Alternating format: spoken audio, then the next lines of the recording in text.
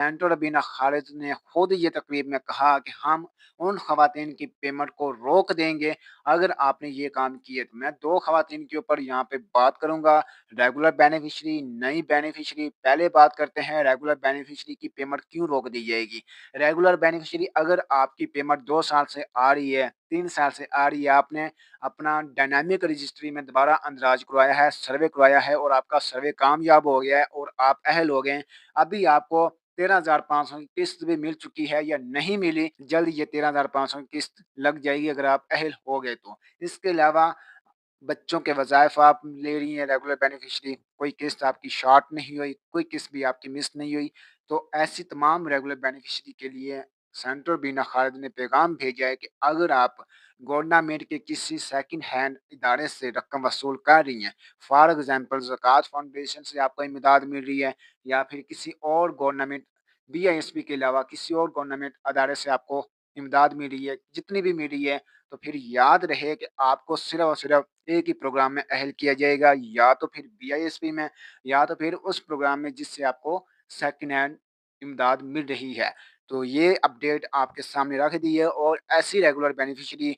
जिन्होंने अभी तक अपना डायनामिक रजिस्ट्री में इंदराज नहीं करवाया, तो वो उनसे रिक्वेस्ट है कि बीआईएसपी ऑफिस में जाके अपना इंदराज लाजमी करवाएं। अगर वो इंदराज नहीं करवाएंगे तो उनकी जो जून में किस्त आएगी 13,500 वो नहीं मिलेगी, उनको रोक दी जाएगी और उनको बीआईएसपी से निकाल दिया जाएगा। अभी बात करते हैं नई खवातीन के ऊपर जो नई बेनिफिशरी अहल हुए हैं जिन्होंने 13,500 की किस्त हाल ही में वसूल की है। मैं इनके बच्चों के ऊपर भी बात करूंगा क्योंकि मेरे पास काफ़ी ज़्यादा रिक्वेस्ट आती है कि अली भाई हमें बच्चों का अंदराज करवाना है, आप ही बता सकते हैं किस तरह सही से अंदराज करवाएंगे तो हमारे बच्चों की पेमेंट लगेगी, हमारे बच्चों के वज़ाइफ लगेंगे। तो वीवर्स यहाँ पे जो बात क्लियर करने जा रहा हूँ उसको आपने सुन लेना है अच्छी तरह से। अगर आपको 13,500 की किस्त मिली है और आप नई बेनिफिशियरी हैं, आपके बच्चों का अंदाज अभी तक नहीं हुआ, तो याद रहे कि अगर आपके बच्चे स्कूल जाते हैं, फॉर एग्जांपल बच्चे स्कूल जाते हैं तो आपने फर्स्ट नंबर पे अगर उनका बे फॉर्म बना हुआ है, बे फॉर्म बना हुआ है, प्राइवेट बच्चे पढ़ते हैं या सरकारी पढ़ते हैं,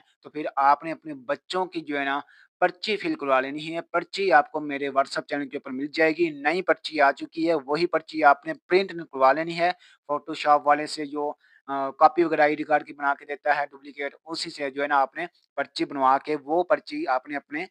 बच्चों के स्कूल में से फिल करवा लेनी है। बच्चों के स्कूल में से फिल करवाने के बाद बच्चों के स्कूल की तरफ से भी उनका रिकॉर्ड जाना चाहिए और पर्ची में जो लिखा हुआ है वो भी बीआईएसपी हेड ऑफिस में जाना चाहिए, जो आपके ज़िले में मौजूद है बीआईएसपी का।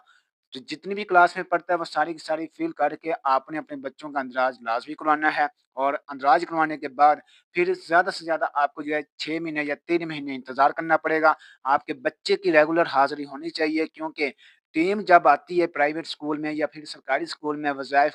की चेकिंग के लिए कि बच्चे पढ़ भी रहे हैं या नहीं, तो फिर आपके बच्चों का वहाँ पे हाज़िर होना भी ज़रूरी है और इसी सूरत में आपके जो है पैसे वग़ैरह लगेंगे बच्चों के, वरना पैसे नहीं लग पाएँगे और अंदराज बिल्कुल आपने सही करवाना है, कोई डुप्लीकेट या फिर कोई भी गलती नहीं करनी है। इसके अलावा व्यूअर्स बताता चलूँ नई ख़वातीन के ऊपर, बच्चों का तो मैंने आपको बता दिया, नई ख़वातीन जिनकी 13,500 किस्त हाल ही में उनको मिलना स्टार्ट हुई है, अगर उन्होंने अपने या अपने हस्बैंड से या फिर अपने नाम कोई ऐसी चीज़ कर ली, फॉर एग्ज़ाम्पल बैंक अकाउंट बना लिया, कोई ऐसी बड़ी ट्रांज़ैक्शन कर दी, गवर्नमेंट टैक्स पे कर दिया या फिर कोई भी ऐसी चीज़ कर दी, तो इस सूरत में उसको बीआईएसपी के